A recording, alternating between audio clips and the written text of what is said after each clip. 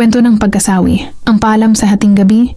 Sa isang barangay kung saan palaging maingay ang mga trike sa umaga at tahimik ang mga pusong mag-isa sa gabi, may binatang nagngangalang Elmer. Tahimik, mabait, mas masaya tuwing kasama ang nobyang si Leah.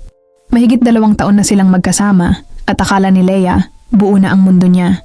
Pero sa likod ng mga goodnight text ni Elmer ay may lihim. Isang bagong kachat na si Marga na una niyang nakilala sa Facebook group tungkol sa photography. Sabi ni Elmer, "Kuya lang ako rito."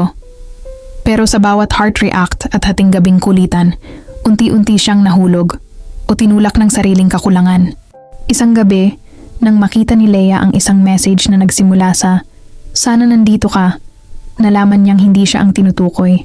Nalaglag ang cellphone, pero mas matindi ang pagbagsak ng tiwala. Nag-usap sila. Umiyak. Hindi na binalikan ng mga sana tayo na habang buhay. Ang pinakamasakit, hindi dahil may iba si Elmer, kundi dahil hindi niya pinaglaban si Leah, hindi niya sinabi sa tukso, "Hanggang dito ka lang." Ang moral lesson ay, ang pagtataksil ay hindi palaging may halik. Minsan, panlalamig lang o paglimot sa pangakong, "Ako lang." At sa bawat ganitong kwento, may isang Leah na tahimik na naghilom at isang Elmer na sanay natuto.